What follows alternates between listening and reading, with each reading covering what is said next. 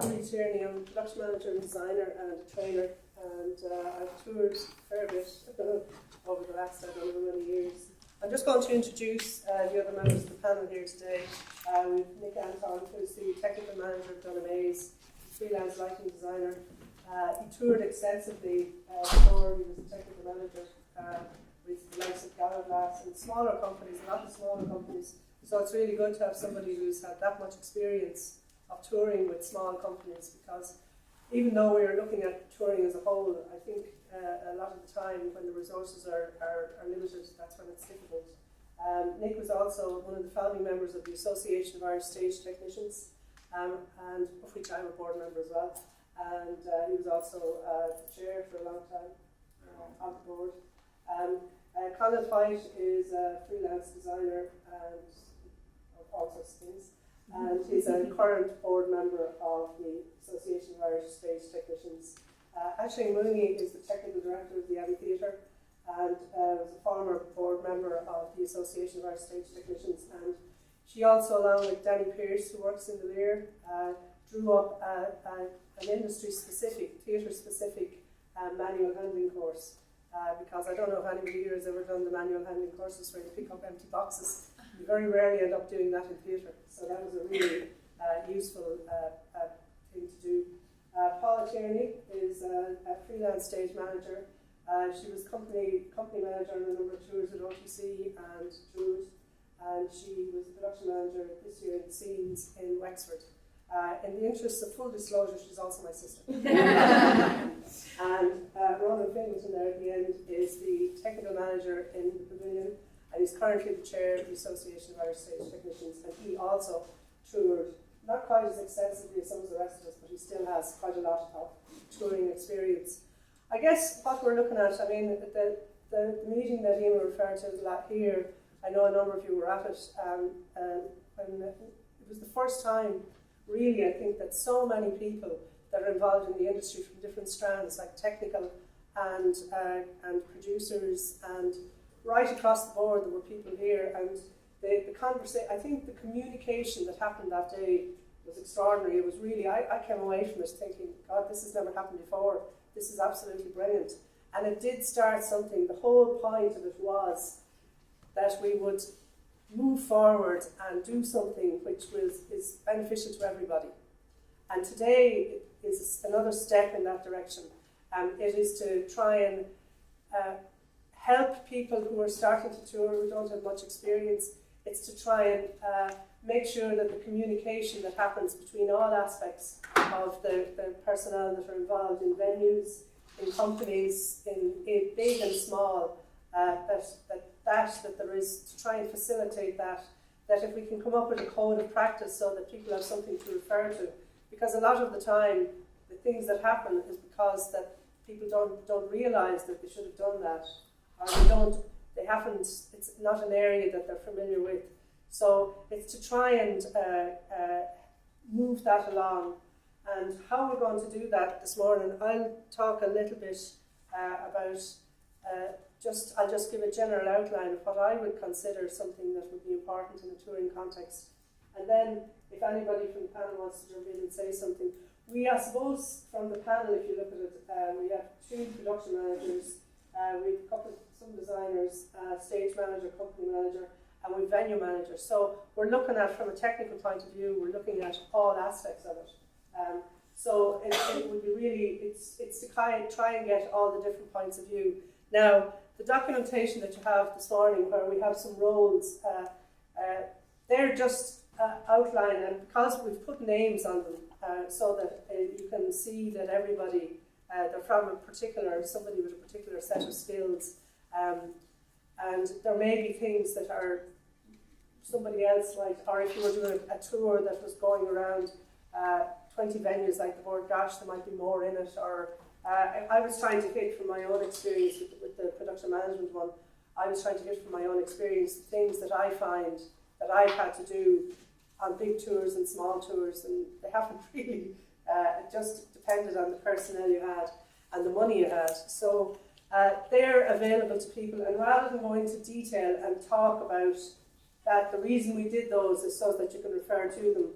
and we won't have to just stand up and say, well, this is what a production manager does, or this is what a lighting, but I think it will come about, and even if you ask a question that's been answered in that, don't worry about it, because it's the conversation is important. The other thing about the glossary is, and Dylan referred to the glossary down there, the glossary, I've been calling it the glossary in inverted commas, because it was just things that in a touring context people might not think about, rather than trying to explain what a special is or something like that. If you want a glossary of theatre terms, there's millions of them. Just Google theatre glossary or theatre terms and you'll get loads of them. And that's fairly straightforward. That's an explanation of everything. But if you want to know what, say for instance, if you Googled gaffer tape, it would say tape for fixing everything.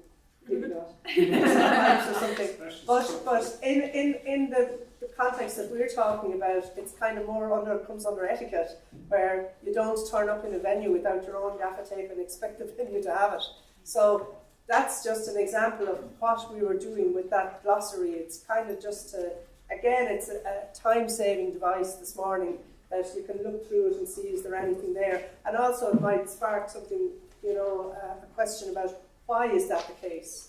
Why would you not expect the venue to have gaffer tape for you or any sort of tape? So it's really things like that, and it's I think especially people, because I see there's a mix here, there's a mix of producers, there's a mix of company managers and venue managers here, and I think that there's not a massive amount of technicians. I think there are not too many technicians here. So basically, I suppose that was hard going then this morning if you had time to listen to all that technical stuff. But I think it's really useful. It's really important in the context of touring that people understand exactly how long it takes to get a show up, and to get a show up in the way that the director and designers want it to be.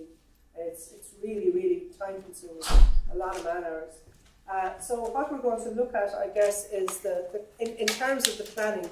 So the roles and responsibilities, I think, will come out as people talk about what you would expect, say, if you turn up in a venue with your show.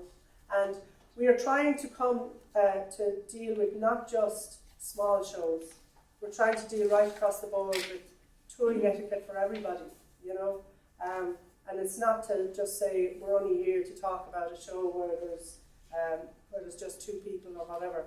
We're trying to look at the entire touring situation in the country, and we're trying to look at how later on we'll be looking at contracts and various other aspects of it.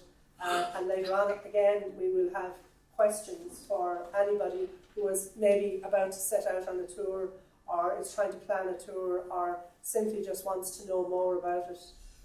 We will have a questions section where you can ask questions specific to a tour you might be involved in yourself. But for the moment, I guess we just want to look at the general touring situation. And my feeling about it is that the things that we should be looking at when you're setting out to plan a tour, you need to have the knowledge and the skills, and that's with the personnel that you hire, the people going out with it. There is no point sending somebody out with a tour that requires a lot of lighting and a lot of sound, and they have no technical skills whatsoever, because they're going to be turning up in the venue and they're going to be expecting the venue people to do it. So the knowledge and skills and the planning is a huge part of it. That planning where you have to sit down and figure out what venues you're going into, and we'll talk about that in a minute, the logistics of the venues you go to and how you plan them. And that's a conversation between the company managers and like the people who are planning the tour, the producers, I suppose. I'll refer to this. I don't want to confuse the company managers with the people who take the company out on tour as well, and the venues, to try and get a logical sequence of touring where you're not going from Sheemsa to the Opera House in Belfast, back to Limerick and down back up to Donegal, so that you're not crisscrossing the country, because even apart from anything else, the time, there's no time warp thing that will get you from Donegal to Kerry in like 2 hours. It's a long journey. So we'll be looking a little bit at that. I think we'll probably start if I'd like if everybody was prepared to just give a little bit of a spiel about what's important to them about touring. Would that be okay if you do that? Yeah. Anyway, actually maybe you'll start and talk about the bigger tours that you've been involved with, which might be a good place to start. So we're embarking on a lot of touring this year, so our planning for it needs to start well in advance. Last year we took a show to a sports complex in Leitrim, where we had to build the stage as well as the set on the stage and the seating rink, and put in all the infrastructure that was needed, all the dimmers that were needed to run the power that was going to power the lights that were going to be on the stage. So all of that planning ideally is happening well in advance. There was years ago a lovely woman who worked in one of our departments did a 3-year plan for any particular play, which was from us first meeting a writer to commissioning a writer to putting the play on, and then the part that I would be most involved in was this kind of 24-week cycle from when we would contract creative teams and the director to putting the play on to the review at the end of the play. So that was kind of if it ran for 6 weeks. But if we truncate those times, what we lose out on is the ability for change and the ability to do things in the most efficient and economical way possible. Because once you start pushing that time into like a 6-week block and going, right, we have a play now, we have a director, we're going to put it on, now we need a model box, now we need a show, then you don't have the time for change, you don't have the time to get the most economical set build, you don't have the time, so you're asking a set builders maybe to build it on overtime, and so they're going to charge you for that. So you're losing out on your ability to do it in the best way possible. What you need is to put together the right personnel, not just the creative personnel, but all of the personnel that's needed behind that. Your production manager, your stage manager, your company manager. These people book up 6 months in advance if they're good.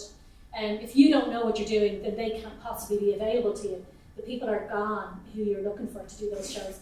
And they're the people who are putting together the right paperwork, the right risk assessments, the right method statements, who are contacting the venues and who understand that the Bell Table doesn't have a stage right wing, the Galway Town Hall doesn't have a stage left wing. You know, those kind of things that if when you're putting your show together you don't understand from the off, it's going to be very difficult for when you want to take that huge truck with an elephant on it off stage left. You know, because you can't go stage right because it's wider. You know, those kind of things are best planned out months in advance. Then with international touring, you have to take in things like union houses and going to the States and knowing that you're going to be working with a unionised house and what that means in terms of getting all your people visas to go over. And what a union house also means in terms of breaks. When they say we finish at 1 for lunch, they mean we turn off the lights and you must all leave the building. They don't mean you can work on if you're just on the board or if you're in the dressing rooms doing bits and pieces. It means down tools. So understanding those and writing your tech spec of your show for an international tour is also one of those things that it has to be understood in America in feet and inches, and it has to be understood in Australia. So knowing what that means is why you hire a good production manager to write that out for you in a way that can be read internationally. It's just a big tour. But I have toured the tiny tour as well, where there was me and 2 technicians, and you do everything from you all land in the venue and you all hang the lamps and you all check the sound equipment and you all set up the dressing rooms and you don't leave until the truck is closed. Nobody gets to go. So I've done both scales. It's even, I think as well that noting what Aisling was talking about pre-planning, it's really, and it can be difficult because I suppose a company finds out that they have a successful show, say it's done Fringe or something like that, and it's been a huge success, and then they get some money to tour it.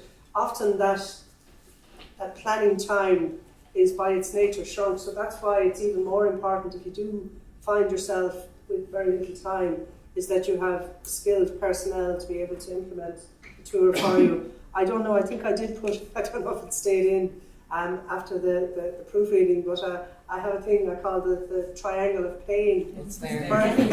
Where you need time, there's time, money and crew or skills. I put in crew because it might be more understandable. And you need at least 2 of those. You really need 3 of them, but you need at least 2 of those 3 or it's just not going to work at all. But the idea of the pre-planning is crucial. To think that you can go out and part of that pre-planning is to contact with the venues that you're going to. I mean, I'll go back to the logistics of the tour, and maybe because we don't actually have one of the people who signs the contracts on the panel here, I might ask somebody there about it, but just in terms of going to a venue and having a show that's going into a venue, I might ask Nick and Ronan to talk about, to be on the receiving end of the show, what you really want when companies coming into you. Yeah, sure. Well, I mean, it's the same for big companies as it is for small companies. Basically, what we're looking for is information. So we're starting out by whoever it is that's responsible for it within the production to be sent on detailed plans, risk assessment, and crucially a schedule that's realistic. And part of that schedule is the staffing levels. So most venues, most of the regional venues now, would have one technician that would be available for 8 to 10 hours on any one day, excluding breaks. So you need to know that when you're going into a venue, you're going to have one person helping you. And the key word to it is helping. The role of the venue technician is many and varied. I'd sent Ronan a text this morning to say that I'd pop into work to change a gas bottle because the staff member that was in couldn't change the gas bottle.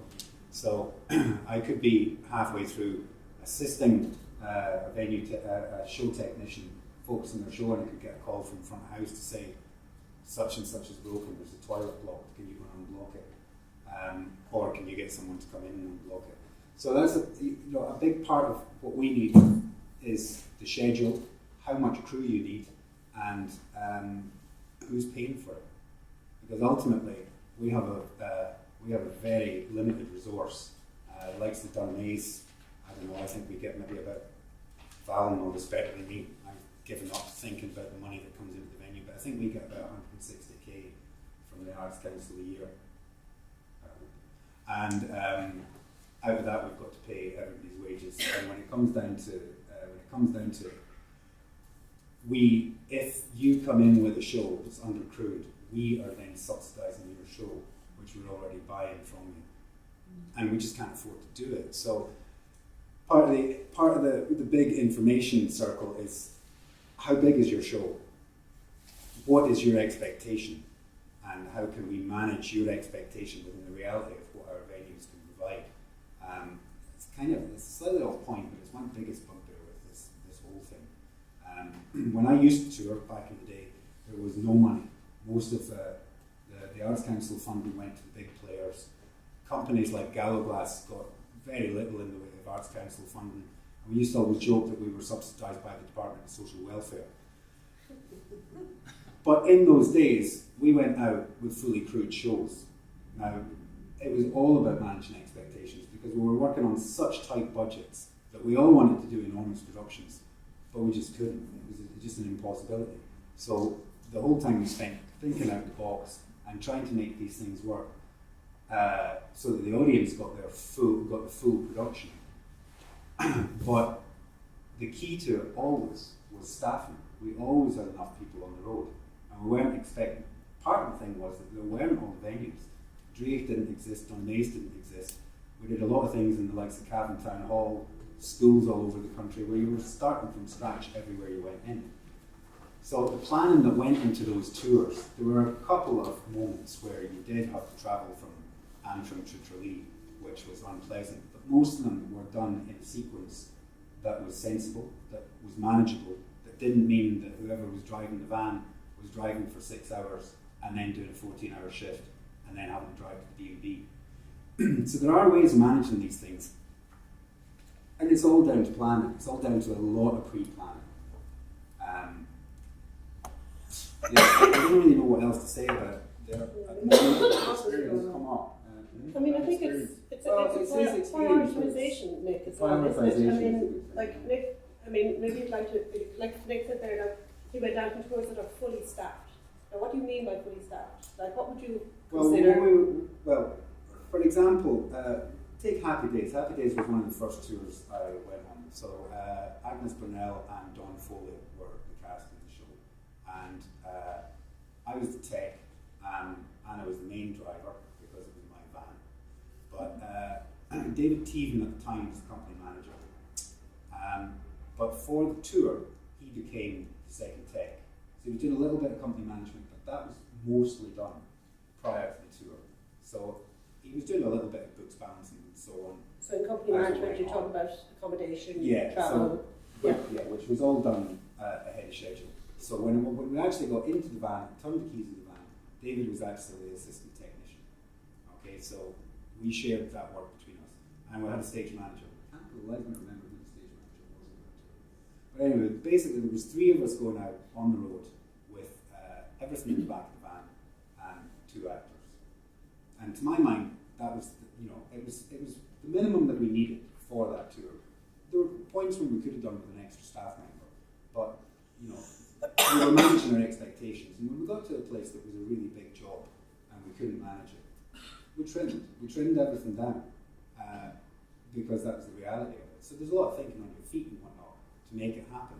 But the audience member that was sitting in the show that night got more or less the same production as the night before, say, when we'd done it in the Bell Table, and the 2 of us and the house technician assisting us put the show together.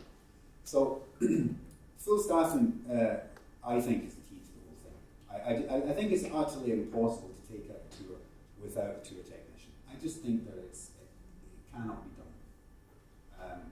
There's no way that I know what someone else's show looks like. I could redesign their show for them, but I couldn't recreate their show. So if someone comes into me in a venue that's, let's just say it's an actor and a stage manager, or a couple of actors and a stage manager, and they say, we need a bit of this, we need a bit of that. My idea of what a bit of this and a bit of that is going to be entirely different from Steve's idea of a bit of this and a bit of that, or Conleth's idea of a bit of this and a bit of that, or my manager's idea. None of us have the same notion of this. We're all doing different jobs, we've all got different visions. I can look at my technician, I think, my second technician is slightly colourblind.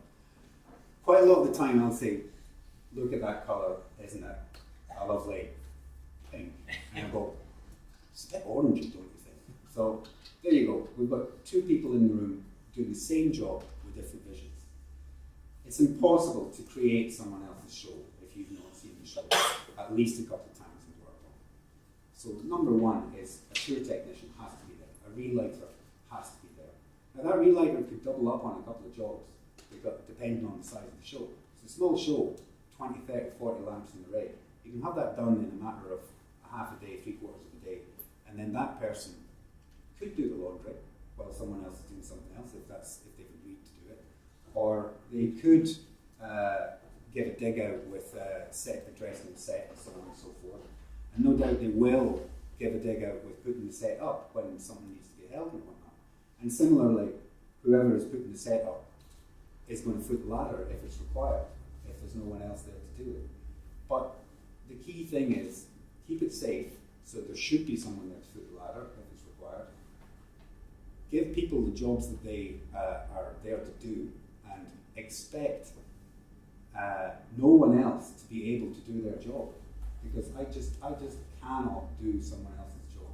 I cannot relight somebody else's show without having seen it 2, 3, 4 times maybe, with extensive notes and lots of coffee. Okay, Paula, maybe you'd have a quick word about it. You've done big tours where you may or may not have had enough people on it, but have been very big tours, like the Dream Tours and stuff like that. Yeah, I mean, just to pick up on something that Nick said, I mean, from the stage management point of view, like our company management, more often than not, it's the stage manager who's left with the show.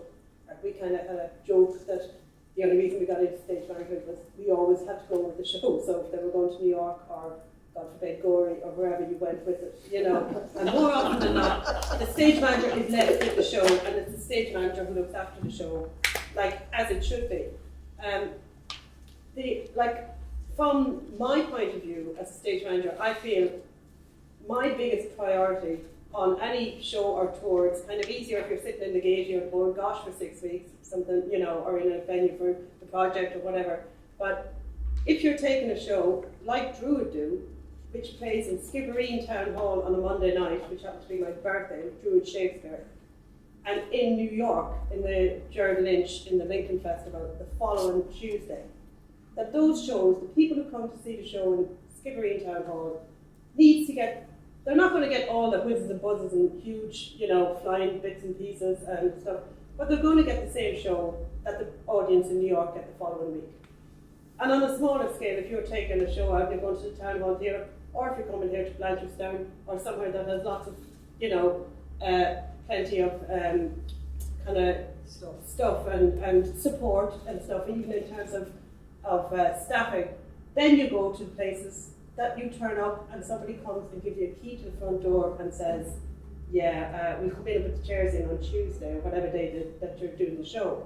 And myself and Ashley would have done a lot of tours like that with Opera Theatre Company or other smaller companies, but where you would go to town halls and somebody, like usually the priest or somebody, would turn up and give you a key to the front door and say, just lock it up and come, you know, when you're finished this evening, you know, and you go in and you start to look at places and you start to look at stuff that can come in, and you know, because there weren't venues there were venues that didn't have technicians.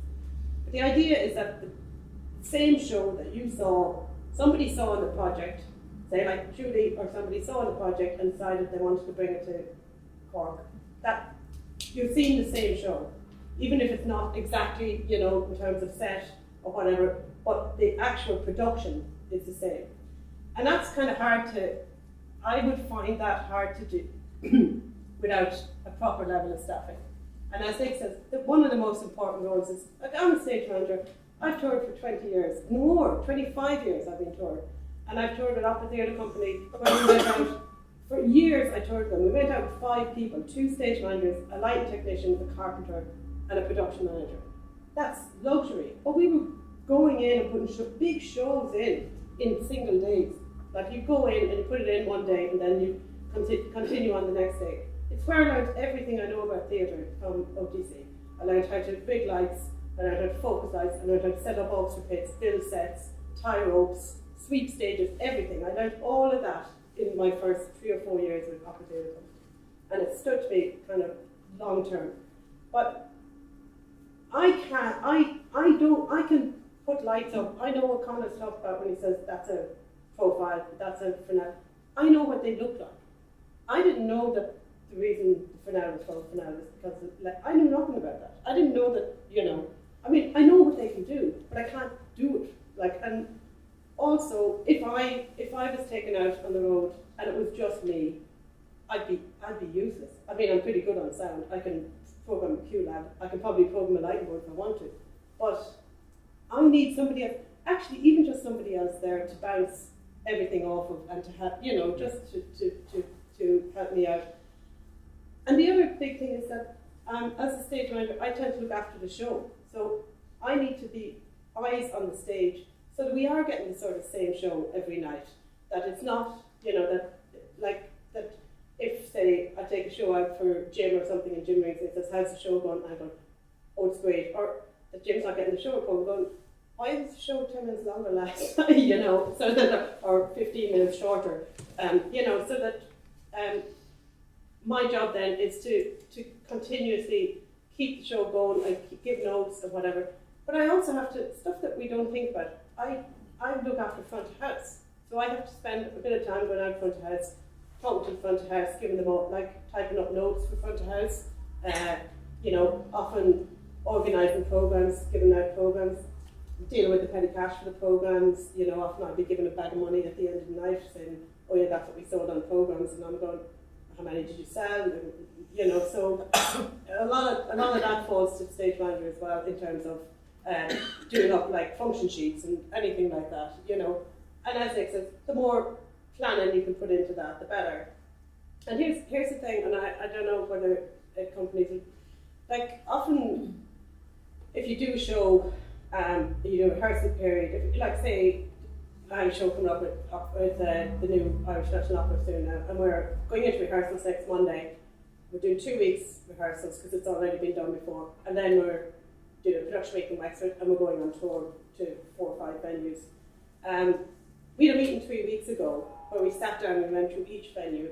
Me, the ASM, the production manager, Gavin, who's the head of production in there, and we all sat down and we talked about and the costume supervisor, and we sat down and we talked about the venues. And we all went, oh yeah, well, Kilkenny has no room stage right. If we put the set back to the back wall, we've no way of getting from stage left to stage right. And that amount of experience between all of us who know stuff like that, to have that in advance of touring is really important. Yeah. But we were going to venues that we all know. So we all know kind of pitfalls and whatever of venues. But advance, it's for me, it's kind of like as a stage runner, I'm really planned. I have everything written down anyway, and it's really important. Even as Dylan was saying, if you go to venues and you're in for one night, and Dylan has the show bands in last night, and he has Jason Barney on Friday. So we're not going in and saying, can you take down all those lights, because we want to use that bar. You know what I mean? So that even that sort of planning in advance is giving people notice, and for Dylan to be able, so you can have some sort of compromise, or you can decide, okay, well, we push everything down and we take everything back up. And from my point of view, I would be looking at the least compromises possible. So I'm always pushing that it's like everything's exactly as it was in the previous venue or where we saw it first, And I think as well, part of the planning is it's not just the sequence of venues, and it's also knowing the venues well at the point when the sets are being designed. The amount of times that I've taken a show somewhere and we've known it's not going to fit, but we haven't had time to do an alternative for it, and we've sawn a bit off the corner of the set and then have to put it back on for the next one, simply because it didn't fit, because there was a wall, And that could have been avoided by, say, having a designer now. We don't have, you wouldn't normally have a set designer out on tour with you, but for bigger shows you would expect, or for any show that's touring, you would expect that there's such set that has been designed, if they know it's going to tour, that it would have a ground plan at least for every venue, and if not that, at least that you'd know it would fit, and that any adaptation that you have to make to the set, you're not going to be doing it on the side of the road in Clonmel, but you're actually going to be doing it in advance of going out. So that type of planning, and the planning Paula is talking about knowing the venues, is really important, and the only way that I think that's going to be there is by having the people on the tour that have the skills. And it doesn't necessarily mean that you've had to be touring for years and years and years, but I think it's harder now for, say, the younger production managers coming out, because they don't get the same amount of, in my opinion, the same amount of experience of touring before they're thrown into a big tour and have to take it out then, or even a small tour. There's no such thing really as a small tour if you're going to loads of different venues. But is that, just before we move on a little bit, does anybody have any questions about what we've been talking about, or any clarification they'd like to? Just sorry. You in the audience? There's quite a lot of overwhelming stuff. I'm producing, but I want to be in something, performing it as well. Yeah. Next year, so it kind of makes it. So it makes it clear for me that obviously I'm going to need quite a lot of support, because I'm not be able to do the performing and organise with the venues as well, because I'm going to need headspace for it. So presumably that makes sense to have somebody technical, have somebody director or company manager at least to look after those kind of aspects of the production. Does that make sense? Yeah, it does. I think that's a lot of the time. Say a company like the Abbey is obviously going to have a lot of support, and they're going to have the facility to plan it. But somebody who's an individual, I think, who's taking, and I've talked to a lot of people about this, and I've seen a lot of shows, and I've been around a lot of shows where there is one or two people, and the nature of it is that they might have had some support previously, but now they're taking it out themselves, like the likes of Charlotte and things like that are going out pretty much with someone like Mooney doing all the stuff herself. And the amount of skills you suddenly have to acquire in order to be able to do that. And that's why we're trying to create a code of practice so that, and also an information bank. The communication with the venues obviously is crucial, but also in order to communicate with the venues, you have to have something to communicate. So the plan at the very early point, there are so many different things. That's why there are so many different roles in theatre. That's why there's a production manager, that's why stage management, that's why you have designers, that's why you have lighting, set, sound designers, AV designers, costume designers, because not one person could be expected to know all of those things. And even apart from that, like if you decide to take out a show by yourself and you're the performer and you're the producer and you're driving the small van or whatever, every single one of those is tiring in themselves, you know, and you put them all together, it's a huge, in my opinion, a huge human cost, you know. So I would, I suppose, be an advocate of managing the expectation of doing that and not trying to fit. If you can't hire the personnel to do it, then you have to do it in a different way. And maybe that's what we're about here today, to try and find different ways that it's not always about, okay, I'm going into the venue, I want to be lighting rig. And what Dylan was talking about earlier about having a gig rig, and I know that Chris Gone in Cork Opera House and various other venues will have that type of rig where they will have that. If you say, I'm a small company, I just have a couple of specials, that's fine, so that you manage your expectations from the beginning. But the communication with and I'm going to ask Ronan to talk a little bit about it now, the communication with the venues is really crucial, and the understanding of the roles of the various people, like particularly the venue managers, understanding that they are not in your company, you know, that they belong to the venue, and when you're going to the venue, you're bringing something to them, and everything that you want, you should be bringing with you, do you know what I mean? And obviously, they'll have a lighting rig and they'll have a sound system and stuff like that, but for you to, if you have a specific thing you want created, they're not going to build a set for you, for instance. You wouldn't expect them to build a set, you know. So the same thing applies to a lighting design or a lighting rig. That unless you're happy to work with their generic rig, then you need to bring somebody who's going to do that.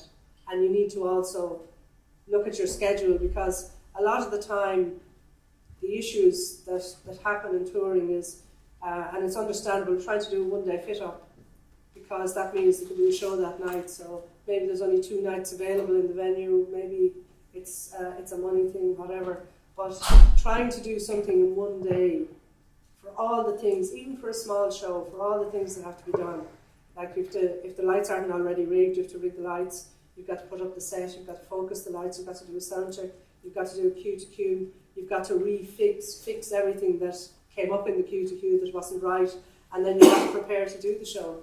So unless it's a really, really, really, really, really simple show, it's very hard to do it in one day.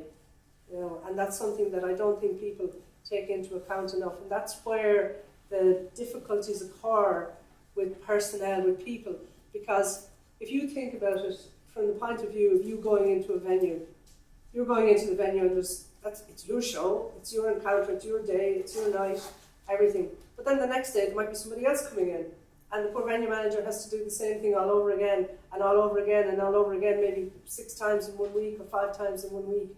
So and if it's a small venue with not many venue crew or only one person there, where's their life? You know, they're in there all the time helping these people to put up their show. So that's where we're trying to come up with a code of practice that helps everybody. That's great, that thank you. Ronan, maybe you'd like to talk a little bit about. Yeah, I think like an important rule would be touring doesn't have to be difficult. It shouldn't be difficult. You know, it's work and we all love to do it, but it shouldn't have to be really hard for everybody to tour. If everybody is working massively long days and are pushed to breaking point, that's not a good tour. You know, that's not the sort of thing that people are going to want to do over and over again, and it doesn't create. You get a bad atmosphere sometimes on tours like that, where companies are just pushed to kind of breaking point, and people are kind of probably working on safer hours. I think from my end of things, to give you an example, I have 2 fairly, say, bigger, more probably better funded companies. They're coming into us in the pavilion, maybe in April and May. And I know just last week, both our production managers contacted me and kind of said, "Hey, hi, how are you? we're coming into you in such and such date.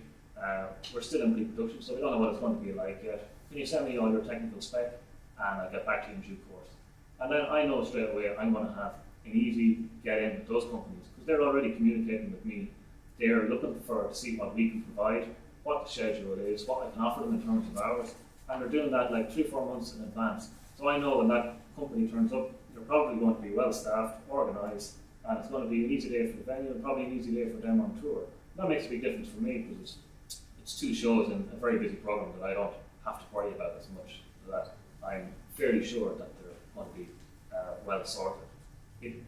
It surprises me in a lot of ways that sometimes the very smallest shows can be sometimes the hardest shows to get information out of. Because what happens is, potentially you have one person trying to do multiple jobs on their own, and they haven't communicated with the venues before they've started the tour. And then once they start the tour, they're up to their eyes, and they can't talk to everybody, and they can't communicate with them. So it happens to me quite often where I'm 2 weeks out, I've heard nothing from the company, and then I'm a week out, and I'm trying to phone them, email them to try and get information. And it's not, in some cases, the shows are particularly simple, but they haven't taken the time just to communicate with us and ask us what we can do for them and what they can do for them, just to make the show as easy as possible. Like my approach as a venue technical manager is, and from experience on tour is, I as the technical manager, I want to give the company coming in as an easy as day as possible, because if they have an easy day coming in, I have an easy day. It's good for them, it's good for the show, and it's good for our venue's reputation for looking after companies. And that's what you're aiming for. You can't do that without quality communication, both in terms of time and in the level of detail. In terms of companies, coming to the venue with different requirements, I think, like, and we'll probably talk about it again, I think if you're going anything beyond what is the gig rig, in the pavilion we have a kind of a gig rig. Basically, if there's a show in the following Saturday night, I'll just say to the crew, just put up the normal rig, and it just goes back to a rig that does for all a rock and roll or comedy gig, and it even does some of the amateur shows where they just want a warm wash, and that's all they want. But if you're starting to look for specials in particular places, programming, colour, things like that, then you're expecting them to be arriving with a technical person, or you're expecting them to be paying for another technical person to assist on the day. What surprises me still is, again, like Maria mentioned gaffer tape, but another big thing is things like, gel, where companies don't arrive with their own gel. Now, we have plenty of gel and plenty of stock, but to waste an hour and a half of a company's precious time figuring out what they want to use on the gel on the day, because we don't have the exact one that they normally use, it's a colossal waste of time and effort. Whereas somebody arrives in with a folder and goes, well, this is what we want to use. It just saves so much time and hassle. It's just like basic touring 101, I would say. Yeah. There's a lot of yellows in it. I think also as well, it's something to consider for smaller companies taking out tours. There's a tendency sometimes that where a show starts off in the fringe, or it starts off somewhere small, like a little coffee shop or whatever, that in the original design for that, they only have the facility to have 2 or 3 lamps, and there's everybody sitting real close, and that looks fine. And sometimes they send out like a generic plan to all the venues, which is great because they're communicating, but they haven't taken the time to think that what looked good as 3 lamps in a little tiny coffee shop, it actually doesn't look that well or that interesting for a full-scale stage. If you're sitting on an 8-meter stage and you're not lighting somebody properly, it can look it looks poor, it looks amateurish. That's always the disappointing thing. Like, as the guys are saying, that you're trying to capture when you go from venue to venue is the essence of the show. But you don't want every show to just be, a warm wash from the front or one special straight on, because then all the shows they kind of look the same and have the same feel, and that's something that I don't think anybody wants. It's not very creative. Like, if you have a one-man show and it's a long monologue, I'd always be suspicious if that person isn't being lit from the front, behind, from the sides, then they're probably not being lit properly because they haven't taken the time to work that out, or they haven't put in you don't have the person with the skills to implement that. So I think it's the quality and the variety of the work is going to be really, really important for the venues. And I think without the appropriate staffing to organise that and communicate it to the venues to make it all happen, I suppose it impacts on what the audience's experience is in the venue, and that has to be, I suppose, paramount as well, amongst all the other things that we're discussing. That instance, though, it's one of the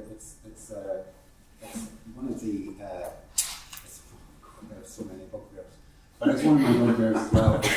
You do have these shows are basically two boards and a passion that have been into a tiny space, whatever the courthouse in Tinnahealy, say, for example, a beautiful little space that this show looks really well on, and then it comes into some place like Dunamaze that is by no means large, but if that basic lighting plot is all that they have, then we too do tend to end up going, well, do you know what, you can maybe use a bit of this and use a bit of that, and then the day ends up getting lost in us redesigning the show, which is all just about, because basically we want the show to look good, we want them to look good, we want the audience to enjoy it. So it would be very rare that the house technicians would actually just let something like that go. But in that way, we end up being our own worst enemy, because then that feeds into the next time that those people come around and go, yeah, sure, Nick will do a bit of design on that grand, you know? Which in theory is fine, but you know, like, where is my money for doing a design? You know, my job that day was being the venue technician in Dunamaze. It's not my job to make your show look good in that sense. It's obviously my job to make your show look good by doing what I need to do for Dunamaze. You know what I mean? But also just to say that it's not just small companies. You know, it sounds a little bit like small companies come in and do this and don't send emails and whatnot. There's a lot of the time that you're chasing companies that are very, very long in the tooth. Companies that have been going since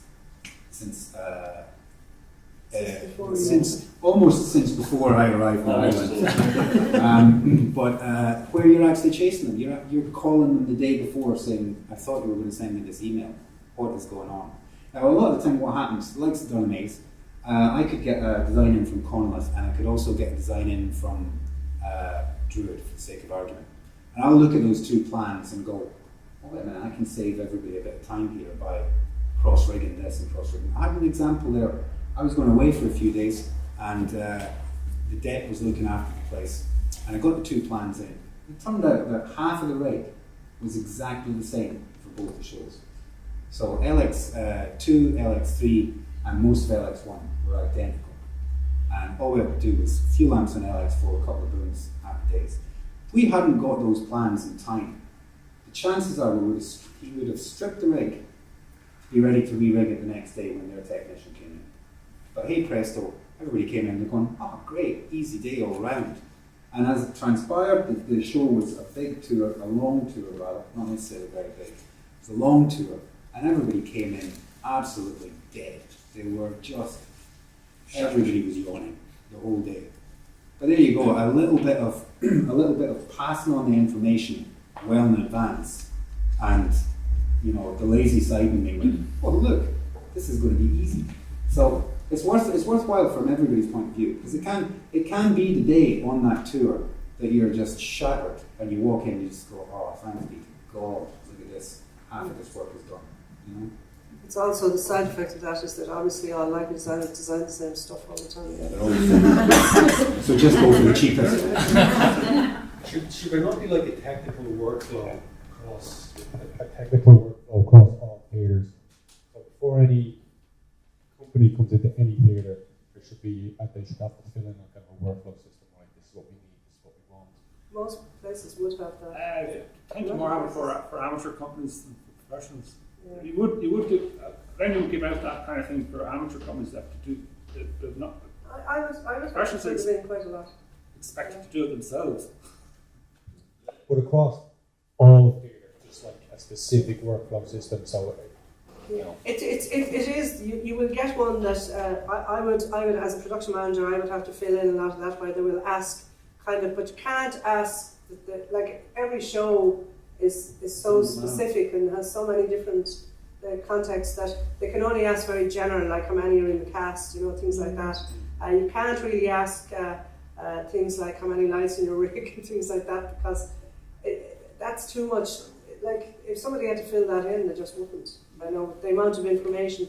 I mean, a lot of the venues will ask you to fill in a kind of a questionnaire, and a lot of it is to do with health and safety and the things that might be dangerous in your show. But my feeling about it is that every company should be sending out, and that's in part of what a production manager does, I think.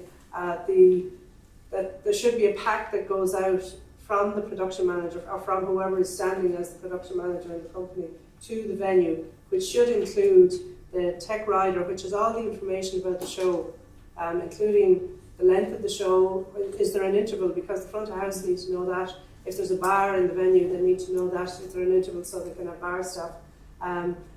It's not just all the technical information. It should have what I would normally put in is a description of the set, the lighting plan, the sound requirements, the size of the truck that is going to be pulling up at the venue. Costume requirements. What? Costume requirements. Costume requirements. Is there a washing machine required?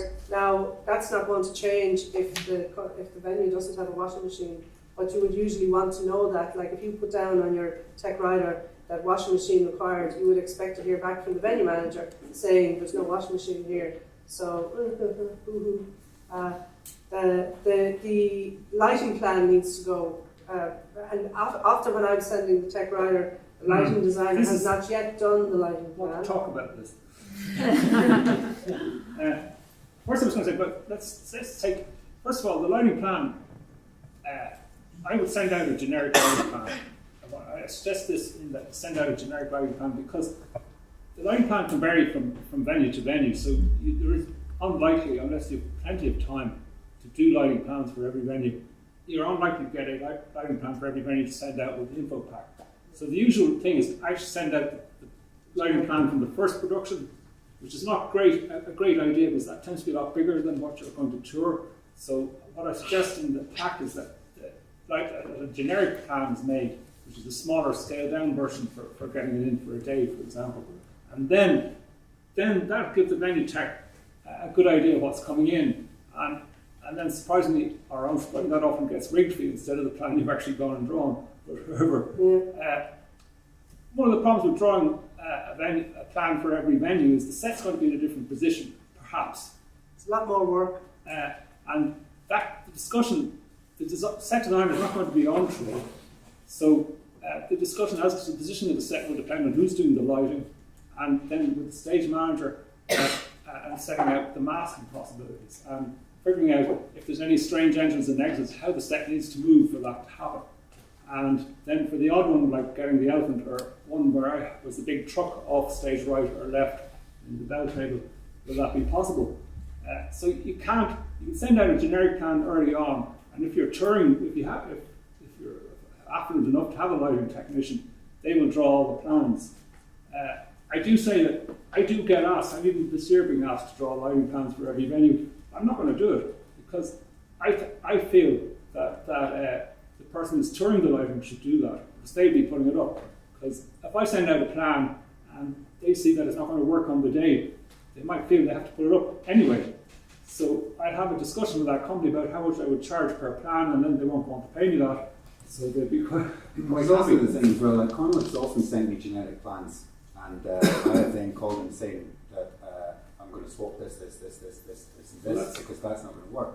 And the part of that is the venue technician. You could send, if you do send the generic plan, most venue technicians are going to go, yeah, we'll swap that for that, and this for that, and that for that, and that for that, that'll be grand. Or it'll be something like this. And one day we'll put that on bar 3, but we'll get away with putting on.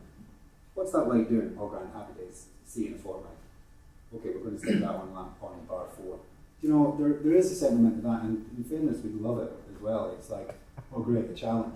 Own worst enemies again. Yeah. And also, just to go back to what Paula was saying about sitting down, the show she's sitting down with currently, and where they've went through all the venues, that if that happens with a generic lighting plan, and if the set designer is available, or if whoever the production manager who's putting in the set into each venue, if you have a meeting in the company before you go out on tour, with all of those people there. You can make decisions on paper before you get in, and you may have to adjust it a little when you get into the venue. But to be able to have the plan made for each venue before you go out on tour is really important. I was just going to recap just a couple of things on the planning then, which would be, are the venues in the logical order? That's something that occasionally it's almost, I don't think that most people who would be saying why you need them in a logical order are hired when the venues are being booked. But having the venues in a logical order where people are not crisscrossing the country on a very tight tour schedule is really, really important. And I think that that's something that if you're on the receiving end of the show, you can't do anything about it because it's only your venue. But if you're the person planning the tour, you need to look very carefully at that, at how that logical sequence is going to. Occasionally there's no choice. There's a venue you really want to do and it's the other end of the country, and if it's fine if it's maybe just one, or maybe if it was spread out too. But to have every one, you know, what we call the dartboard tour happening, is just really a huge drain on the resources of the touring company. The other thing is with the set fit in the proposed venues, and of course that can be avoided by everybody sitting down and planning in advance. What size transport is required? Now this is what I have been in somewhere in Wales with my foot to the back of a van trying to get the set into it, you know, because the van is just that little bit too small. That is hugely important, that that saves time, especially if you're on tour, where spending an extra hour having to pack the van carefully could be avoided by getting a slightly larger van where you didn't have to be so careful.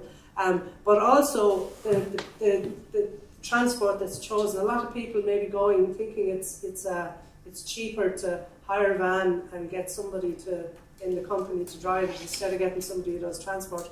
You're asking an awful lot of somebody. If you're going to do that, you shouldn't be asking them to do anything else. It should be a dedicated driver and not have to then get out of the van and go in and lift stuff, because all of that is really exhausting and it makes you dangerous on the road. If you've been working all day and then you have to get into the van and drive either early the next morning or that night, it's really, and it's a false economy, because by the time you pay for the hire of the van, which is very expensive these days, by the time you pay for the insurance to cover everything that you have to pay for, instead of hiring somebody like Trevor Price or whoever else you might want to hire. They will unload the truck. And a lot of them will help you unload it. They will turn up on time at the venue. They will. It really does make a difference. It makes a difference when time is of the essence, and people tired are going to be slower as well. So if you've been driving for 4 or 5 hours, as anybody knows who does that for a lot, it is absolutely exhausting. And also to book the transport in advance. Just say at a very minimum that it should be that drive time is part of the working day. Yes, absolutely. The travel time, that's part of it, the travel time between venues. This kind of ties in as well to accommodation, that when sometimes I've come across where I'm one of those pain in the arses who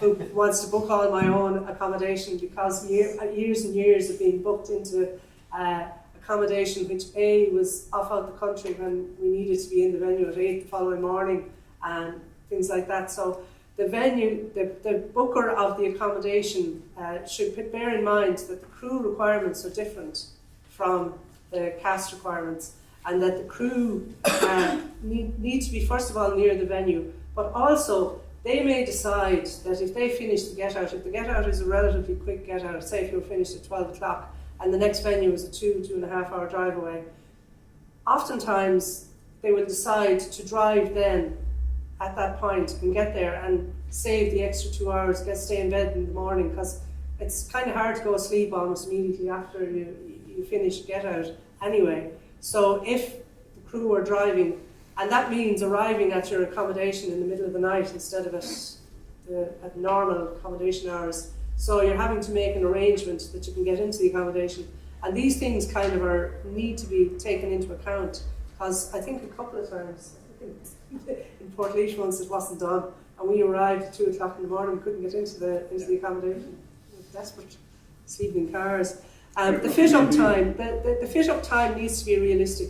If you've got a fit-up time that is longer than the time you've allocated in the venue, there's no magic fairy going to come along and stretch that day for you. So if your fit-up time is like between ringing lights, if you've got a big set, if you've got a very, very big complicated set, and you've got to do all of that in one day, and you've got a big sound setup, that's not going to happen in one day. You need to allow 2 days for that. And to be realistic about that fit-up time, that if you are going to tour something that you want to fit up in a day, it has to actually be fit-upable in that time. The crewing of it, we've talked a lot about that, so I think everybody's probably aware that the crewing should be adequate. I think that goes without saying, that we can't be touring anymore without proper crew. And that can be either a small proper crew or a large proper crew, but it does have to be suitable for the show that is touring and the venues it's going into. The crew and cast travel times as well, you know. There's a thing as well where people go, oh, they can go with you, they can go in your car or whatever. Now, there's two things about that. One, if you're driving for business and you've only got personal car insurance, or your insurance is only for personal use, you're not covered for carrying people to their place of work. And if you have an accident, your insurance is not going to cover you. So you need to be aware of that if you are going to be driving people, you need a different type of insurance from just your ordinary own car insurance. The other thing is that crew members and cast members drive at different times. Like if you are going to be driving cast, I see probably nothing there, you probably have to do this. If you've been asked to drive the cast, and the cast don't have to be in the venue until 4 o'clock, and you're going, well, we have to be there at 8:30, and the poor cast member then is saying, I have to get up at 6 o'clock in the morning to go and this, you know, or vice versa. So again, that's a false economy, because you're asking people to do things that is going to add massively to their working day, particularly the cast. The accommodation I've just talked about, and I'm not even going to bother with per diems because that's so individual. But there's a couple of other things. That's kind of, if there's previously, that this is a show that you're taking out on tour that you've previously done. There's a few added things that go, if a show is opening, say a show that happens a fair bit, say around Galway Arts Festival time, things like that. A show rehearses in Dublin or somewhere else, and then it's opening in a city or a venue that's not where the rehearsal took place. There are extra things that have to be taken. You need extra time for that, because there may be, unless you get pre-production, like say for instance, people sometimes do it, I know Corn Exchange do it, they'll go out to the Mermaid and they'll do a few days and they'll do the show there just to get the fit-up time right. But if you're going to start in a venue that's a new venue and a new show, you need to allow extra time for the things that might have to happen, you know. You might have to make adjustments to the lighting plan, to the set, to the rig, to everything. And you need to have your full creative team there, and you need to have a stage carpenter, you would need to have all of those people there. So again, if you're taking out a show on tour and the first venue is the first time it's been done and it's not close to home, you may have to take people with you, which obviously then again there's accommodation, there's per diems, there's travel, there's the extra cost of taking those people that you have to take into account. Has anybody else got anything they'd like to comment on or ask or anything? I know it's an awful lot of information. We'll be trying to distill it down a bit.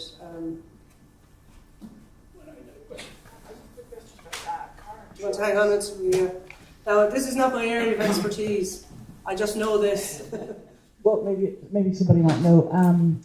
Is there a extra additional policy that companies or people could take on for covering short bursts of driving, or what is recommended? I don't think it's I'm probably answer. I don't think on your own car there is. Do you know what I mean? Otherwise, you would have to change your entire, that your car is not being used. And I don't think you can do that for a certain period. I don't think you can. You'd have to have it all the time. Say that you want to use your car. It's a different kettle of fish if the company hires a car for me to drive, like the cast or whatever around. that's different because that insurance will cover for the people who are in the car that are being driven at the time. That's right, thank you. Potentially a good company to ask might be Music Network. It's something they do quite a lot. They have their own little van, and quite often they will one of the musicians will drive the group around, so it might be worth asking. Yeah. That's also if you're transporting a set, being asked to transport a set quite regularly on different tours. When I first started, in the back of your car, seats down, and it's not a van, it's not a commercial vehicle, and if you have an accident with the set or it damages you because it's not loaded properly or secured properly, that happens quite a lot with a lot of sets in our transporting cars as well. Yeah, well, I think that's one thing that the transport guys would say is that they have insurance for everything that they have in the van, that they're insured for it. So that if anything happens to your set while it's in their van, it's their insurance that covers it. That's why you'll find that on tour that people might want to put their bicycles in the back of the van, and people they won't take that, or else they'll clearly state that any private stuff that you put into it that isn't part of the set isn't covered by their insurance. So sometimes you might think they're just being grumpy, but they're not. They're actually just because it's an insurance. Yeah, like Ian Thompson, who does sets, like my husband, he has business insurance, obviously, so his premises are covered, he's covered, anybody who's working for him is covered and stuff. Unfortunately, his van, if it's broken into between 11 o'clock at night and 7 o'clock in the morning, doesn't matter where it is, and stuff stolen out of it, that's not covered under his insurance, either in his van insurance or his business insurance. So sometimes it's very hard for him to rock up to a venue with like £5,000 worth of tools in the back of his van and be asked to just park it up outside as well. Yeah. And that would go for, which is something that he's very, a lot of the time tries not to transport sets, like fully built sets. It's okay to bring stuff that he wants to put into the venue and stuff. Simply for that, if somebody runs into the back of him and the glass door that's in the back of the van gets broken, he would be liable for that, not the company, because he's not actually insured to carry it, so he would have to cover that. I was just thinking about your comment about Music Network. It's going to be a different thing because they actually own that vehicle. It's a commercial vehicle, so they could have open insurance on that vehicle. So it's not going to be the same thing as having a private light goods vehicle. I think something to consider for touring companies as well would be the insurance, like the company's insurance as to what you do and the work you carry out. I mean, it wouldn't be acceptable really to assume that you're covered under the theatre or the venue's insurance. That wouldn't be the norm. And a lot of the venues now will ask you to submit a copy of your insurance, so something to factor in. And also, like, it would be debatable if you hired in a technician to do the work. It'd be probably very hard to argue that that person is under their own insurance. They'll probably be working underneath the touring company's insurance because you've contracted them in.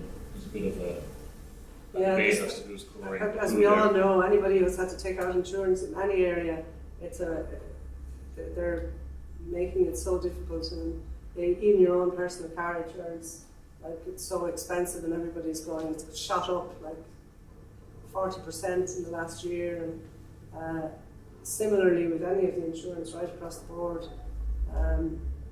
One would hope that it would be regularised at some point. So no specific insurance here.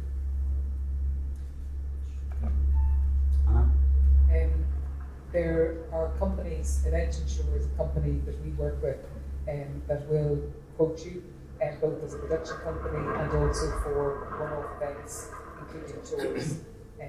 So they've proven to be reasonably competitive, but the environment is that insurance costs are escalating. And so just the last thing, it's only a small detail, but in terms of driving licences, not all driving licences still cover larger size vans.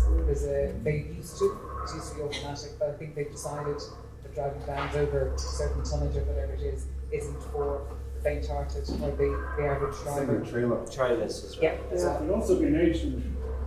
But they're Okay. Certainly in the north, some companies don't let people go drive under 25 and Can I just say something on the communication between venues and the companies? The onus isn't just on the company to communicate, it's also on the venue. We may have open on this. We wrapped up Skiddereen and found out there was a festival going on in the town, so we were allowed to use the dressing rooms. And so we're unloading the van, and a 40-foot stuffed chicken walks out of the venue. This guy on stilts with this huge head. And then we realised the dressing rooms were in an awful state because that was being used for the festival on the Sunday and Monday. We were doing a show on the Tuesday night. We had to get the dressing rooms, the green room, everything redone and cleaned out. It can be as simple as you're not the only company in the building at the time. If you've two companies coming in on the same day and they're both trying to do their washing, for instance, there is a washing machine, who's going to get the use of it? And then, perhaps in a smaller company, they're wanting to wash their own clothes as well because they've been on the road for whatever number of weeks. And can you have use of a washing machine for that particular amount of time when someone's trying to get their show costumes ready? It's everything from, is it being used in other ways? Can we move equipment from one venue to the other? Is there stuff in the studio that you can use downstairs? Is there stuff downstairs that you can use upstairs? Or is this the kit list and this is all we're getting? For us, things like projectors are one of the things that come up quite often, and people go, do you have projectors? And I go, right, I have very old, what I would call good domestic projectors. But if you want a particular lens on that, it's up to you to supply the lens or to bring in your own projector and the rigging for that projector. So it's communication in both ways and making sure that the onus isn't completely on the company to give all the information. It's on the venue as well to say this is available to you, this isn't available to you, this is, as you would if you were planning any other event. If you're planning a wedding, it might be the only wedding in the venue, The other thing about insurance is that I recently had to get site-specific insurance, which now for most companies is to the tune of 6.5 million for small site-specific events. And Hastings Insurance covered us, but it's, again, they're an event insurance company. But that's like a huge amount of thinking had to go into that, and risk assessments had to go into it to make sure that the insurance company was happy with what we were putting on in the venue. So again, it's around planning and knowing what you're doing when it comes to site-specific. And just to go back to one of the things about when we were talking about the insurance or the information pack that a production manager would send to the venue before we started talking about the lighting. In that pack as well would have to be all the health and safety, the risk assessments, the production risk assessments, and anything else which the production manager thought might be relevant to if everything in the production risk assessment needs to be covered. It's not just to say, we have fire on stage, we're going to have whatever things in place to keep it. If there's anything like, and Dylan was talking about, they're going to have children flying in Peter Pan, and all of those sort of things would have to go into the production risk assessment. And you should also state that your set is fully compliant with fire regulations, that it's been treated with Flamex, and that you have certs to prove it as well. So that would all be in the information pack. And something as well which I have found really useful to send out is a photo of the, particularly if it's a show been done before, a photo of the set or the model box. Because picture, 1,000 words and all that, but it really is useful, I think, for I think the venue managers would agree with me, that it really is useful to be able to see what's coming in, so that you know, and you could maybe, and again, I've had Nick ring me and say, listen, that bit that stage left, is that going to fit? We'll have to have a look at that. And then maybe I'll go down and recce the venue and check it. And that's another thing that is, if you're not familiar with the venue and you're going in with anything that's bigger than just a chair and a rig, it's really advisable to go and have a look at it as a production manager, at a minimum. Usually a production manager, a lighting designer, and maybe the set designer if it's a new show that's going to be going out on tour. It really is important because you can rock up to a venue that on the plan is big clear space, and then you rock up and there's they've built a little lighting house on stage left, so there's no stage left anymore, or all of the upstage is full of the old sets and kit and things like that, so there is no backstage, upstage. And the only way you find out about that is if you actually go and you eyeball it, you look at it. But you do have to press the venues for because some of them just won't see the information, or they won't have adequate up-to-date information. I actually haven't updated our plans and stuff the other week because I looked at it and I realised that a lot of the kit that was on it, we just didn't have anymore. It was broken, gone, or then there was other kit that I just didn't have on it. And I was like, I thought I'd done that. So there is that whole thing about, you should be getting all the health and safety information and proper venue information, and you should be told if the venue's been used for other stuff when you're in, because it's important to you. And you shouldn't let the venues offer that either. If you go onto the venue's website and there's no tech information, you should be calling them out on it, because it's they have to be able to provide that sort of stuff for you. It's unfair on you if they're not providing it, and it makes your life more difficult. It makes all the planning we talked about before that, it makes that well nigh impossible. There's a couple of venues who shall remain nameless, but it was basically an architectural drawing of the whole building, and you're kind of looking at it going, there's a stage on this, you know. Oh, I can see where the disabled loo is, and I can see where X, Y, and Z is, but where's the stage? Where are the lighting bars? You know, it's very important for the venues to up the games as well. We are by no means perfect in any way, shape, or form, except me. I'm the only one that brings.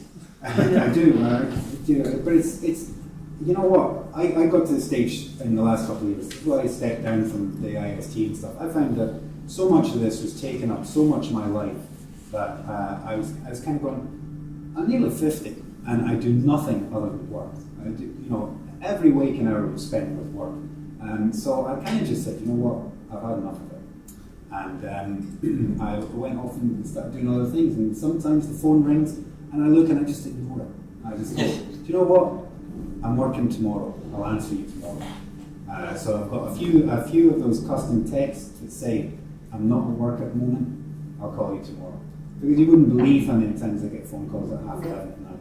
And a lot of them are people saying, we've got a big problem. You kind of look at the phone and go, that's going to be a problem, I should really answer that one. But, you know, and a lot of it is nothing to do with unraised.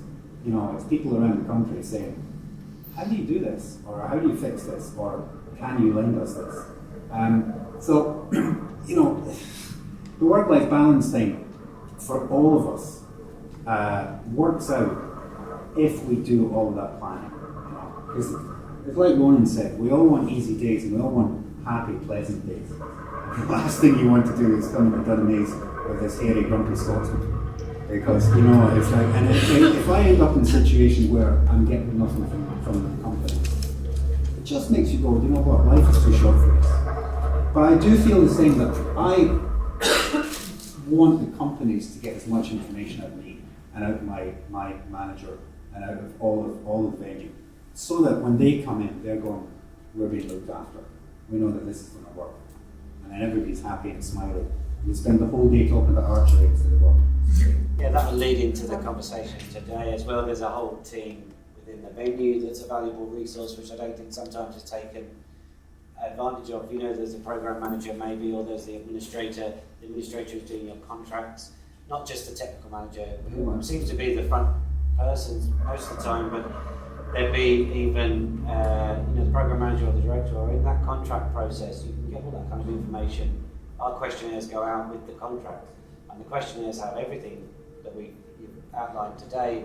There's a front of house questionnaire, there's a separate technical questionnaire, and there's a separate marketing questionnaire.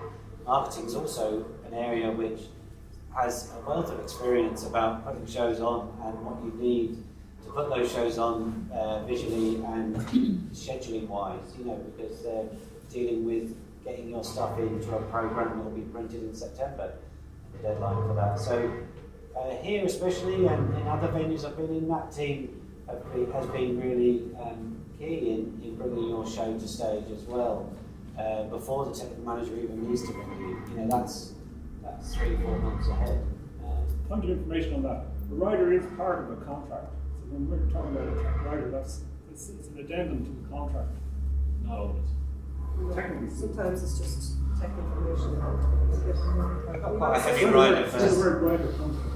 I know, but it's, So just in continuing with the tech spec conversation, I'm glad that Nick was updating the Dunamazons. I presume that was for posting it on the tour book listing, and as well as the AISD website, which is happening in parallel. But I think from conversations previously, tech specs for venues around the country are very often at odds with what the reality of what is available in the venue. They're not always updated, sometimes they're not even available. So I think that there is a general conversation to be had, particularly when venues are listing or creating their listing for a tour book, that there's a responsibility on the venue to have the tech spec updated, particularly in light of all the conversations that are going to happen around lighting over the next few years. That is part of the information just being readily available without necessarily meaning a phone call or an email to you, but the information is readily and obviously available to everybody who might need it. And then that can be followed up with a subsequent conversation, making it most useful. One of the advantages of, I'm old enough to remember auditorium. One of the advantages of auditorium, a lot of people gave out about it, right? As production, I did do production management as well. Very handy for the venues that couldn't give you a plan, or wouldn't give you a plan, or wouldn't tell you how many lights there were. At least you get some idea of what was in that venue and plan for it. So I welcome tour book. Yeah, absolutely. Terrific. And just to say, for any production manager, your contact sheet is your contact, your phone, everybody's contacts. It's the most important thing you'd ever have. For all of us, you can ring each other and go, have you ever been to such place? Do you happen to have a hard copy of the plan knocking around that you could, get to me?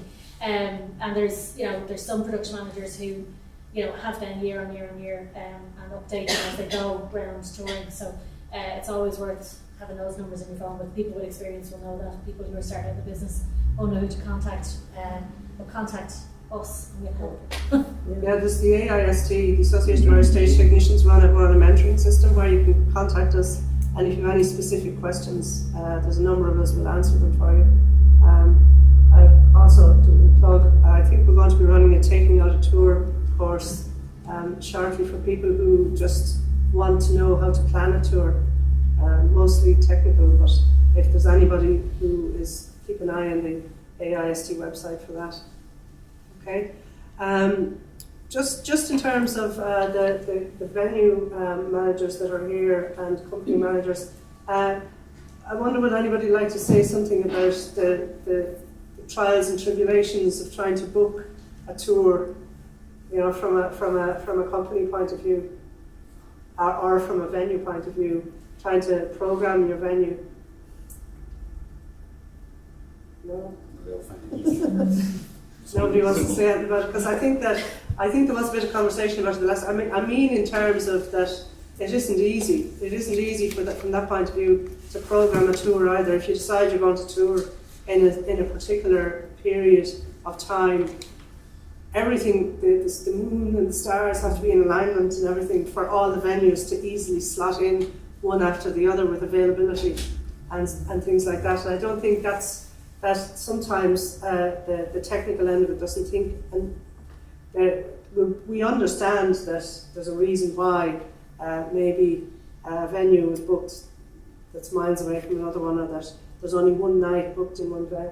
But I think that's a communication thing as well, that the reasons, that what the venues do, I'm not explaining this terribly well, but how the venues program. If everybody knows how a venue is programmed, maybe what we're talking about is a better way of programming the venues, whereby tours can be accommodated easier, or that there's a specific way of doing it, which will make the sequence of a tour or the size of a tour.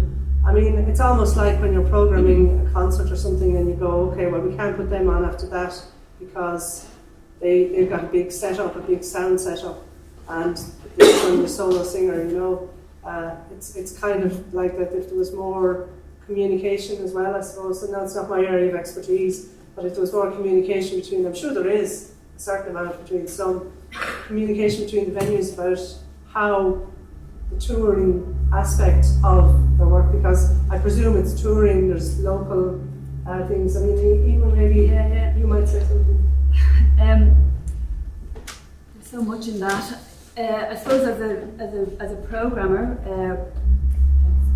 as a programmer, what we try to do over a year is come out with some kind of balanced program. So, you know, for Drake, because we work in a very particular context, we do a lot of work with children, we do a lot of work with our local community, but we also want to have, you know, music, professional theatre, and a range of professional theatre. So you look to try and do that over a year, and you look to try and have a balanced program over each brochure. But actually, all the things you guys are talking about in terms of planning would really help us to do that in terms of our planning cycle. So, for instance, at this point, my whole year is just about planned out. I have quite a lot of dates in the autumn that I'm waiting for Arts Council touring decisions, so they will either stay in or go out. But as I look at my year now, I'll be slotting in like a few things here and there, certainly over September to December.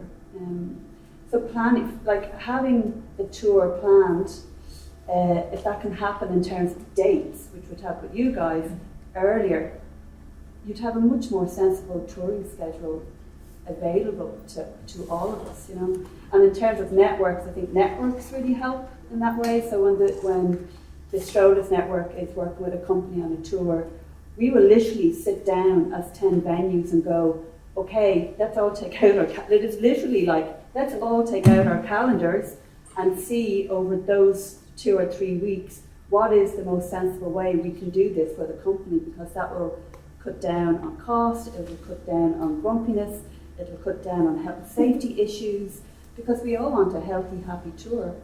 That also has a knock-on effect, just the fact that you're in the networks, NASC and Strollers and whatnot, that, okay, you're looking at those specific productions, but there's a roll-on effect that you're all talking to each other and going, oh, you've got this, well, we could maybe get that the week after, and so on. So there's that. The venue techs have got the same sort of thing now with, we set up a Google group that's just house technicians, and it's about bouncing that kind of stuff off, knowing what each other are doing, and knowing how things are going, and everything can slot in. Communication. Yeah, absolutely. I mean, I would know, like, the venue managers are very collegiate. There is no doubt about that, and the venue networks are really part of that, but it goes outside the venue networks as well. We are a very collegiate lot. We do talk to each other all the time. We talk about programme, we talk about all kinds of things. And I know from Eamon and Dylan who work here that the technical people who work in venues are also very collegiate. You know, people are borrowing and helping, and you know, I'm in the office and like a lighting plan will come over from another venue because a company hasn't actually sent it on, but it could have been in Dunamaze and you've sent it on to Eamon, or Eamon will send it on to you. So like we know all of that. There is that aspect that, you know, the unexpected happens as well. I mean, I was putting together a programme a year and a half in advance, and we had a lovely tour that went around the country really nicely. And what we actually ended up doing was Dublin, Cork, Donegal, Wexford, Washington, Limerick as a tour. So, and it was just that Washington came in, then people had to all move their dates by a week. Then it just ended up all over the place. But the added stress of the driving from like Cork to Donegal to Wexford, just, you know, when you read it on an actual page, in reality, it was like, well, that's madness. But you couldn't miss out on the opportunity of being in Washington in 2016. So it was like those kind of things we do understand happens, and you know, will happen every so often. But if they can happen less, or if they can be catered for, and making sure that people are getting their proper rest breaks and things like that as well within the tour, then that helps. There is also one thing about if that does happen, that type of thing happens, that you might have to look at, and again, it's a financial consequence of it, is that you might have to put two crews on. So there might be one crew in the next venue and the first crew is in the current venue, so that you're doing that. I do think that venue directors need to be probably more cognizant of the amount of work that it takes to put on any kind of show, you know. Yeah. So like when Dylan is listing off, okay, so there's reading in the show band. So we have every year, so they've been, like, they know the building well. Dylan and Eamon would know them really well, would know the texts that come. But when he just lists off the amount of work that has to be done for a show that is easy, you know, it's quite an extraordinary amount of work, you know. And I suppose from my point of view, I mean, since, you know, I am much more aware at talking at contract time about asking companies, so what is your tech crew?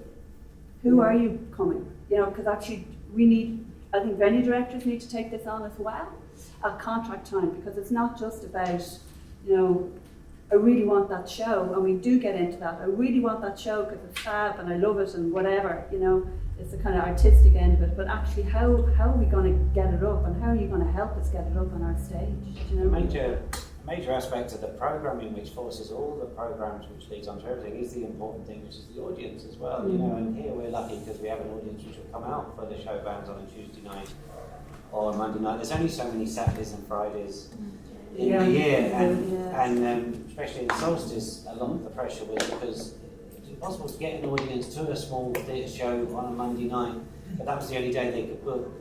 And so then you're doing all the work we're talking about today, and the venue manager's upset because maybe it's not getting the returns, and there's maybe 20 or 30 tickets booked, and we've put in a full show, and you've put in a full lighting rig, and you've got the actors, and you've done all your planning, and you've done everything, and then no one gets to see it.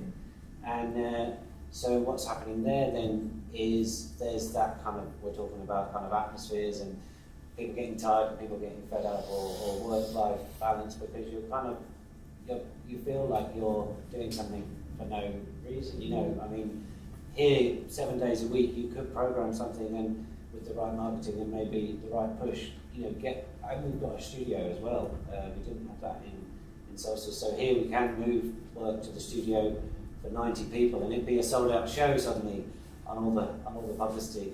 But then if it's in the venue, as long as we've got 100, maybe you'll be okay. But if you're going down to 10 or 15, we've cancelled shows last year. All shows have been pulled out, so that's why. That's my understanding of why it's being programmed in Donegal. And well, I mean, we all understand why, but it's something that is not. It isn't really a good thing to be doing, and that's where that. So maybe extending tours rather than seeing. I mean, I know this affects actors and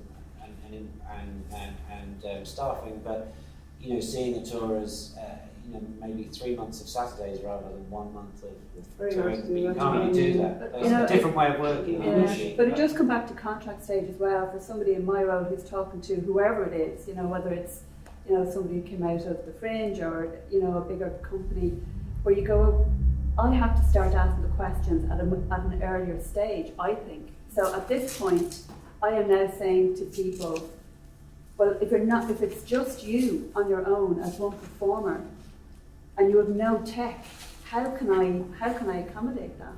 So as a venue director, I'm caught in a position where I'm going, I really want to support this artist. I may have seen the work and I really want the work of the venue, but this person, because of resource issues, has no tech.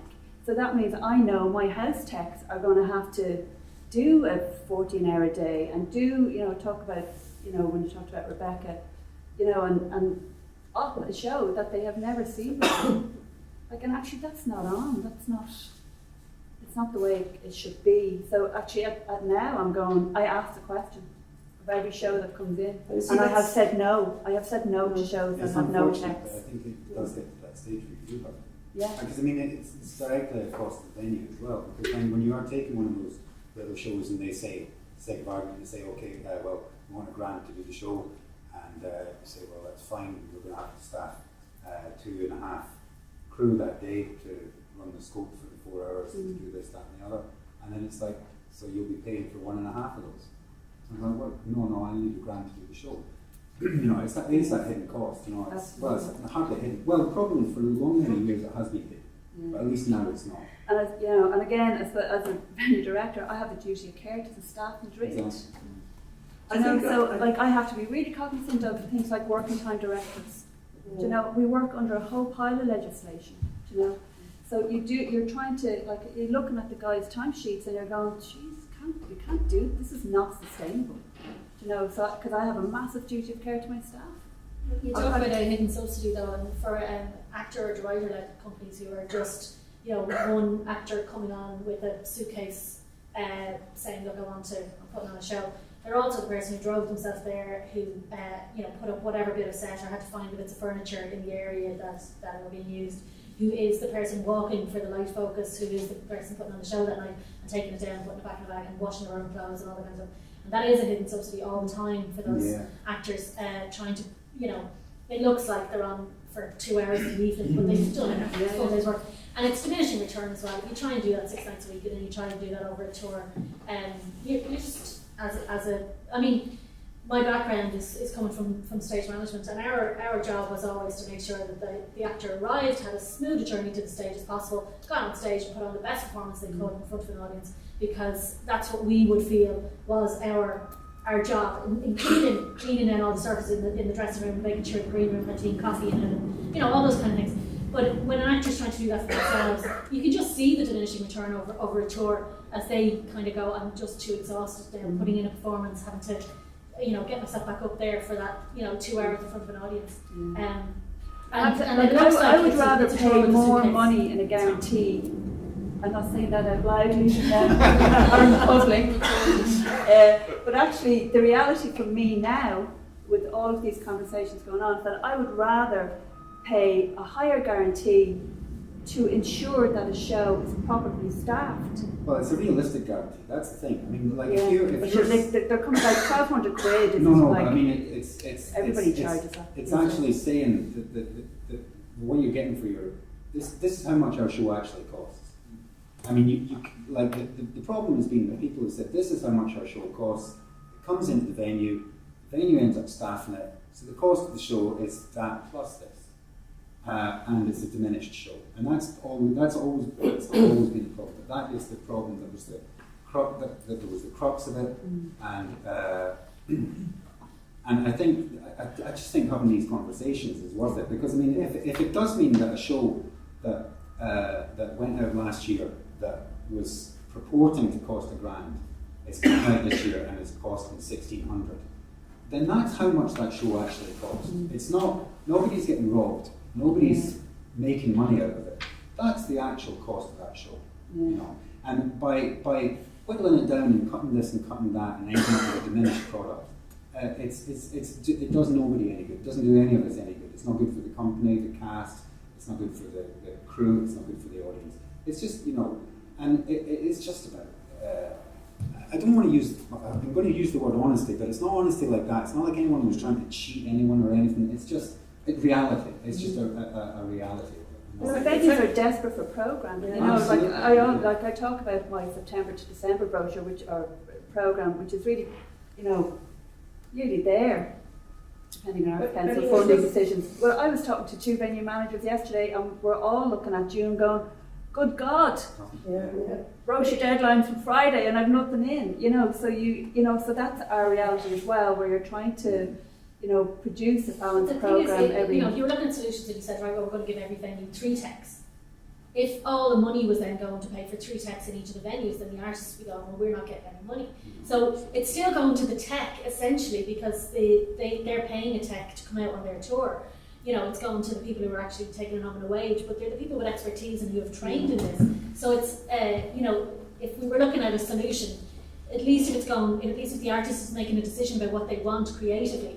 One of the solutions we talked about before was like in the Traverse in Edinburgh, where you go, look, you get your generic rig and you can have 14 specialists, that's all you can have. And if every venue in Ireland turned around and said, that's all you can have, then we're killing the creative endeavour of all of the lighting designers. And that's not what anybody is looking to do. Or we're saying to artists, well, you can only play in the centre of the stage because we're not lighting all around it. Do you know what I mean? And nobody wants to do that in terms of solutions. So what you want to do is just staff things in the correct way to allow people to have that ability to expand and contract for different venues.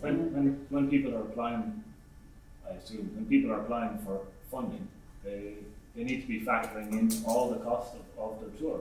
And I think over the last number of years, it's been the case where they're applying for a certain amount, taking out the cost of the technician, and just go, well, the venue will do that, and cutting it back that way to try and get funding. But you have to push back against that. And I'd say probably the way tours are funded, and the fact that you're kind of waiting at this stage to find out whether the shows are going to happen in September or not, it's probably not early enough, I would think, for you guys. And so that model will probably have to be looked at. I would imagine that when people are applying for funding, for touring funding, that when they don't get what they ask for, the 2 things that will go is tech and marketing.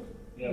So the Yeah. two things, well, obviously we need the artists as well, but the other core things that we need in a venue to help us get the show up and have an audience in, those costs the companies can't.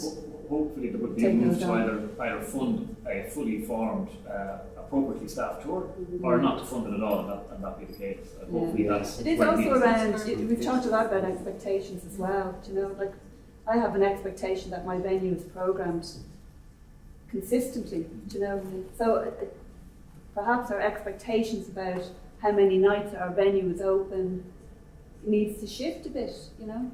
Maybe we can't have it like that all the time. Just to add to that as well, Emer, I think the point about saying no is a really salient one actually. If it's a feasibility issue and it proves that actually something isn't going to be feasibly staffed or or supported in whatever way, and it means a dark night, like I think there will come a point where we have to bite that bullet, because otherwise all that hidden subsidy, whether it's man hours or or whatever it is, will always remain hidden and will never be exposed, and we will never be able to improve it. I'm thinking well, actually, I was talking about somewhere like the Everman or whatever, but like shows that come out of showcases, like say the Fringe is probably the biggest showcase a year, and every so often like 4 or 5 shows will come out of that. They may have cost very little to put on the Fringe, but if you went to the production manager of the Fringe or the director of the Fringe and said, the day you fit it up, you had 4 crew in and out, how much did that cost? And our van, the guy who had the van ran everything, ran tree lights from stage lights, etc., down to the project for you or to whatever venue you're in, and cost all of that. And even if there was, there's certain people in the business who are very good at doing that. It doesn't necessarily need to be the production manager of the Fringe or the person who's running the Fringe or whatever. It needs to be people who know those costs, know how much 4 hour costs for, like, say if you go into the event, how much, if you have to get an extra crew member in to fly, how much that 4 hour cost is going to be. And that's kind of sometimes included, you don't see it, especially in something like the Fringe, or if you go into the Abbey, like somewhere that has fixed offices, and even printing facilities, or huge support. Just a support, for being able to let these small companies but they have the support. do things because they have the support, because they have tech staff that's specific to the Fringe. Which you don't, a So lot of they can people make don't magic see, happen. and you don't see them. And it's unfortunate then because people just don't realise that they're going to go to the bog end of nowhere, and there's not going to be that level of staff, and then that staff is just going to be pulled in 6 different directions from. And it might be something as simple as moving seats in and out. Do you know what I mean? Something like that is a huge cost, and say somewhere like the project, if they want to change or now I know we're talking about bigger shows maybe than that, but like if you want to change the orientation of seats in the project, it's a huge cost. But more often than not, nobody will see that. People doing it, or the number of people who are there, the amount of man hours that took, or that they have to push a show forward a day because the Sunday was taken up by turning seats around and stuff like that. And that happens a lot. I think when you go into venues and the only time you actually see it is if you're out on the road by yourself and you go, oh, yeah, I forgot about that.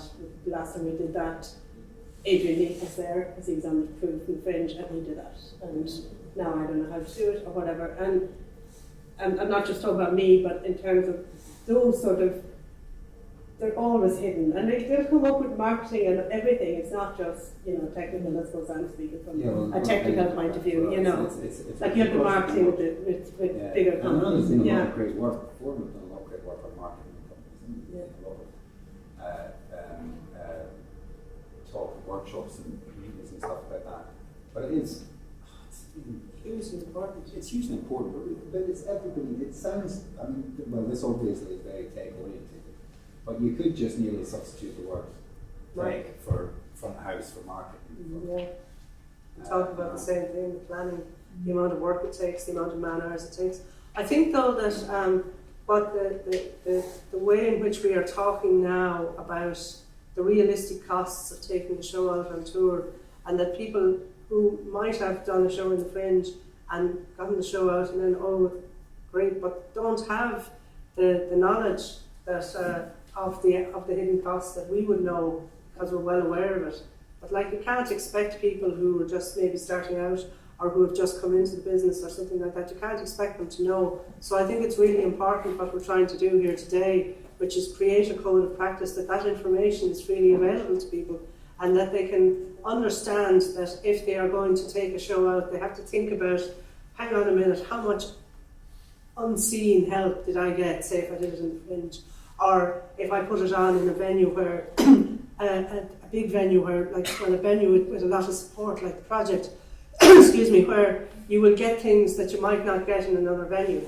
You know what I mean? That you might get extra texts, you might get extra help. And also in the venue. like the venue, like if you go into Dunamace, there's a front of house gantry. So, you know, one person can go out and focus the lights on the front of house gantry. You go into a place with a telescope, but who's going to pay for the two guys on the bottom of the scope and the other guy at the top? Like, so it's different venue, different costs, and then it changes for each venue. So and like you all saw how easily the bars move up and down on the stage. If you come in here and you look up there, you have to physically get up to them on a ladder or whatever. To use the telescope. We've got a tower as well, scatter. Yeah, a tower. You have to physically get up there, and that requires one person up there, two people, and legally you're supposed to come back down every time you do a ladder.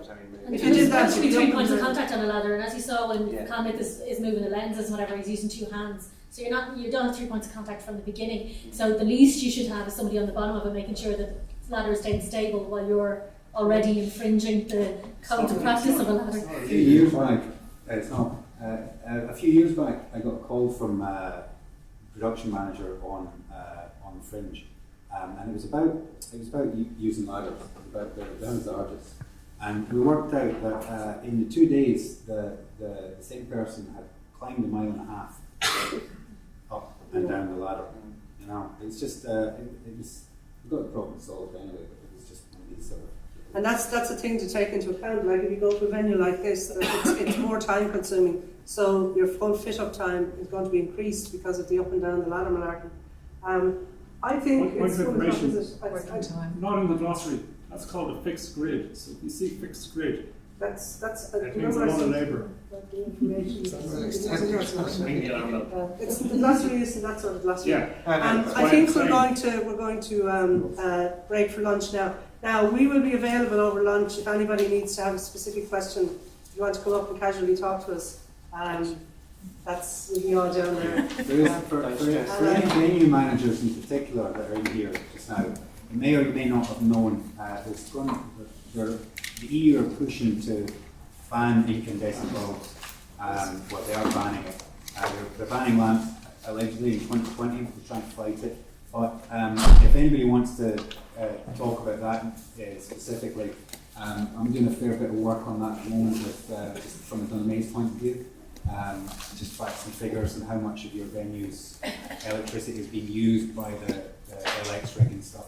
Obviously it's based on Dunamace, so it's on the hours that we operate. But if anybody does have questions and so on, or wants to get their text and stuff to me to touch base about that, do pass on the information. And we might pick that up as well because I think it will become a huge capital expenditure issue. It's going to become a massive, you're looking at a very conservative estimate of 60 grand per venue to change. You hear that, Val? 60 grand each. Send the checks out today. for a bare For a small rig.